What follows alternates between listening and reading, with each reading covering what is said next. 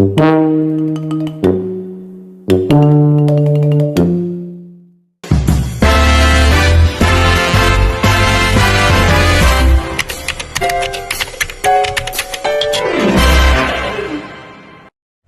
dari 3 ekor ikan mas kita timbang untuk diketahui berat bobot tubuhnya, kemudian kita hitung total dosis penyuntikan hormon ovaprim yang dibutuhkan oleh si ikan mas. Setelah didapat hasil dari perhitungan sebelumnya, kita ambil sebanyak 0,234 ml hormon ovaprim menggunakan sharing. Dengan perbandingan pengenceran 1:3, kita ambil sebanyak 0,702 ml larutan fisiologis. Kemudian kita homogenkan. Total dosis hormon ovaprim yang didapat yaitu sebanyak 0,936 ml. Kita bagi kepada ketiga ikan, jadi ikan pertama mendapatkan 0,312 ml. Begitupun juga untuk ikan kedua dan ikan ketiga. Penyuntikan dilakukan secara intramuskular di bawah sirip dorsal, tepatnya di bawah sisi kedua sampai ketiga. Untuk pengambilan hipofisa sendiri, bagaimana cara melakukannya? Pertama-tama, setelah ikan sudah disuntik hormon ovaprim, kita potong bagian kepalanya. Jadi masing-masing dari ketiga ikan kita potong bagian kepalanya satu persatu. Kemudian masukkan jari telunjuk kita ke dalam mulut ikan agar pembelahan kepala dan pembungkaman tengkorak dapat dilakukan dengan mudah. Jika sudah terlihat bagian otak dari si ikan, hipofisa berada di bawah hipotalamus, tepatnya menempel pada infundibulum. Ciri-ciri hipofisa sendiri, dia tuh bentuknya kecil, berwarna putih, biasanya beratnya 2-3 mg.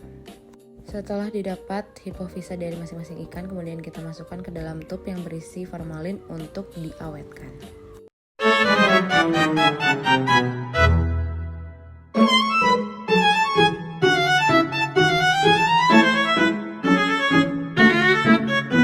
Praktikum kali ini yaitu seks reversal. Seks reversal adalah teknologi untuk mengarahkan perkembangan jenis kelamin dari si ikan.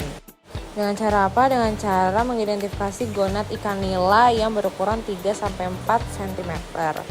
Langkah pertama yang kita lakukan yaitu melakukan pembedahan dari ketiga ekor ikan nila. Ikan nila dibedah rongga perutnya, biar mudah bisa dilakukan melalui lubang urogenital. Untuk apa? Untuk kita ambil gonadnya.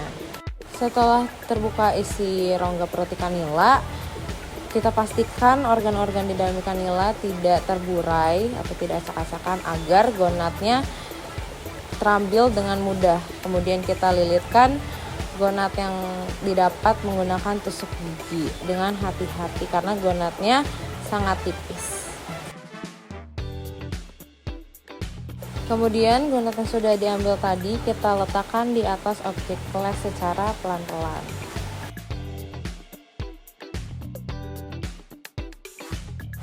Lanjut, kita haluskan gonad yang tadi dengan menggunakan pisau bedah.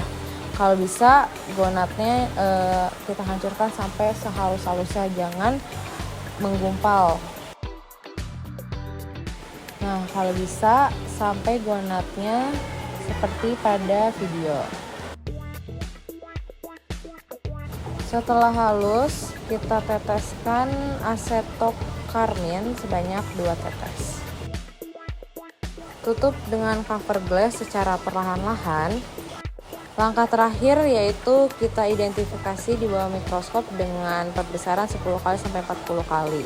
Hasil gonad ikan nila betina memiliki intisal 1 dengan berbentuk bulat dan rapat, sedangkan hasil gonad yang jantan memiliki intisal lebih dari 1, di mana dia berbentuk acak dan spermatositnya terwarnai lebih banyak.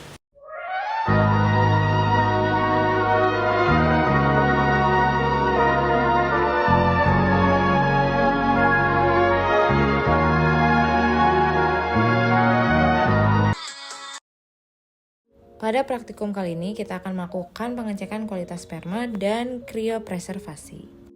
Kriopreservasi adalah metode pengawetan pada suhu rendah yaitu minus 196 derajat Celcius menjadi dorman.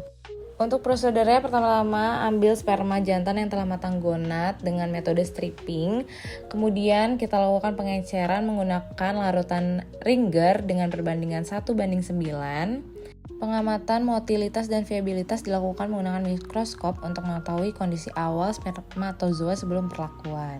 Selanjutnya, penambahan krioprotektan dilakukan menggunakan DMSO 10% sebagai pelindung intraseluler dan kuning telur sebanyak 9% sebagai pelindung ekstraseluler.